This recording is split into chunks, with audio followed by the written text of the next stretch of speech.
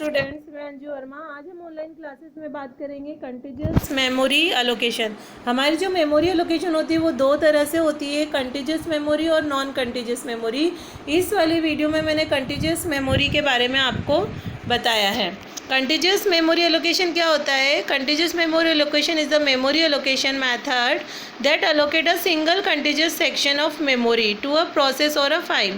This method takes into account the size of the file or process and also estimate the maximum size up to the what the file or process can grow.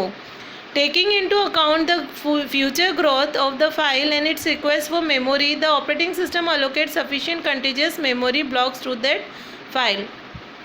Considering this future expansion and the file's request for memory, the operating system will allocate those many contiguous block of memory to that file. Continuous memory में क्या होता है कि एक single continuous section होता है memory का। जब भी हमको कोई प्रोसेस या फाइल के लिए मेमोरी की आवश्यकता पड़ती है तो हम उसके साइज़ के अकॉर्डिंग उसको मेमोरी एलोकेट कर देते हैं। तो यहाँ पर जब भी उसको मेमोरी एलोकेट हो जाती है तो वो कंटिन्यूस मेमोरी एलोकेशन कहलाता है। इसमें हम क्या करते हैं कि जो फाइल ने रिक्वेस्ट भेजी है मेमोरी के लिए तो ऑपरेटिंग सिस्टम उसको एलोकेट करता है many continuous block of memory उस फाइल के लिए। जैसे मेमोरी एलोकेशन में हमने पढ़ा था कि मेमोरी एलोकेशन में क्या होता है कि main memory has to accommodate both the operating system and user space. Now here the user space has to accommodate various user processes, and we also want these several users processes must reside in the main memory at the same time. So in continuous memory allocation, when process arrive from the ready queue to the main memory for execution, the contiguous memory blocks are allocated to the process according to its requirement. Now to allocate the contiguous space to user processes, the memory can be divided either in the fixed variable partition or in variable size partition. देखिए continuous memory allocation में क्या होता है, memory allocation में operating system और user space के according ही वो main memory को उसको एलोकेट करता है।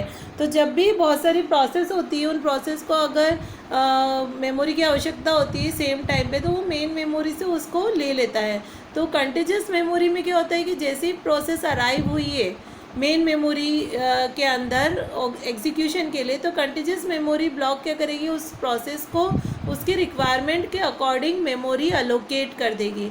तो इसको हम बोलते हैं कंटिन्यूस स्पेस। यहाँ मेमोरी कैसे भी डिवाइड कर सकते हैं, फिक्स साइज पार्टीशन में भी और वेरिएबल साइज पार्टीशन में भी। तो कंटिन्यूस मेमोरी जो रहती है वो दो तरह से डिवाइड होती है, फिक्स साइज पार्टीशन और in the variable size partition. Contiguous memory techniques. There are two memory techniques, contiguous and non-contiguous. Contiguous technique, executing process must be loaded entirely in main memory, and contiguous technique can be divided into two, fixed जिसको हम dynamic partition भी बोलते हैं और variable जिसको हम fixed जिसको हम static partition बोलते हैं और variable और जिसको हम dynamic partition बोलते हैं। ये मैंने आपको डायग्राम के द्वारा भी बताया है। तो सबसे पहले हम फिक्स पार्टीशन की बात करते हैं।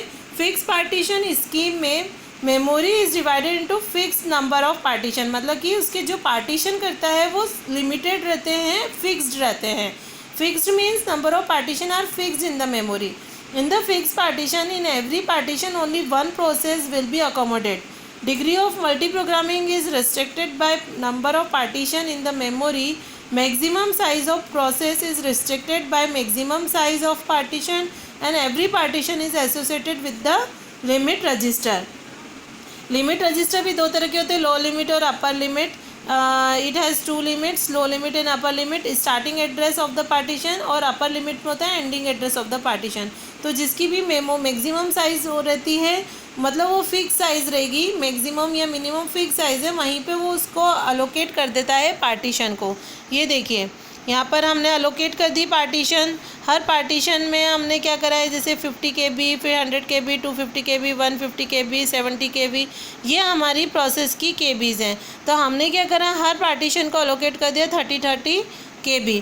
तो अगर सबसे फर्स्ट हमारा क्या आया है 20 KB, तो ये इंटरनल फ्रेगमेंटेशन रहेगा। इंटरनल फ्रेगमेंटेशन हमेशा हमको फिक्स पार्टीशन स्कीम में ही मिलता है।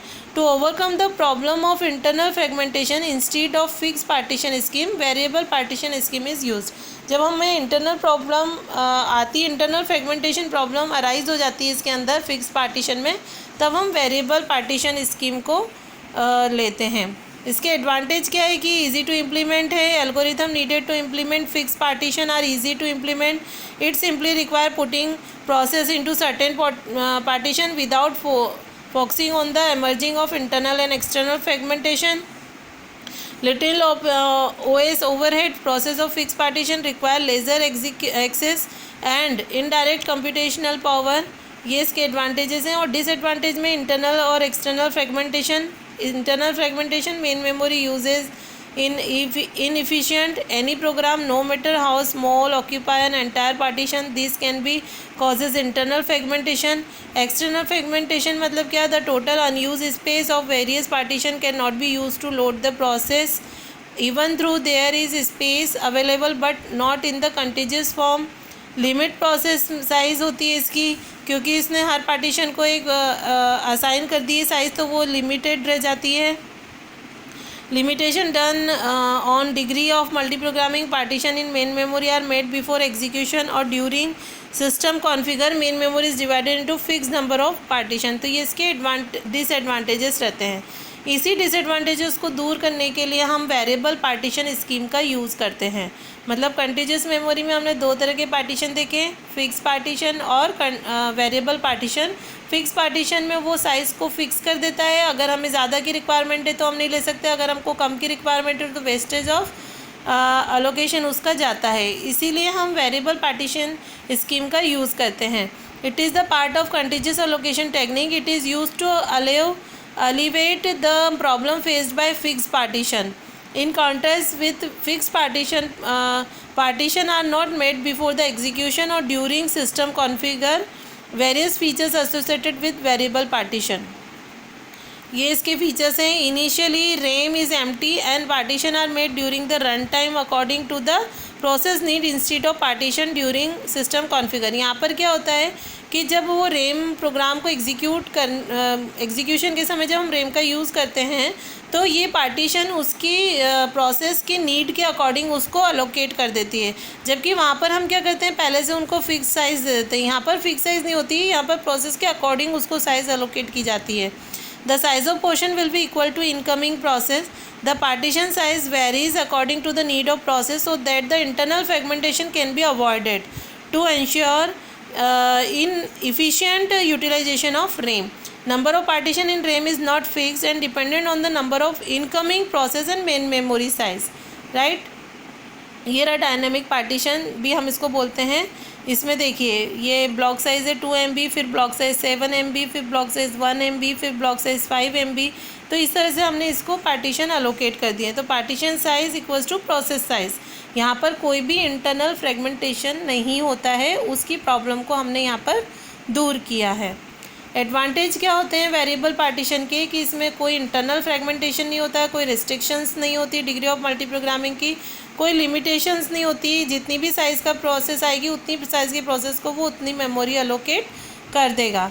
इसके डिसएडवांटेज है कि डिफ़िकल्ट इम्प्लीमेंटेशन इसमें डिफ़िकल्ट होता है as compare to fix partition, because it involves allocation of memory during run time rather than during system configure. External fragmentation, there will be external fragmentation in spite of absence of internal fragmentation. For an example, मैंने यहाँ पर समझाया है.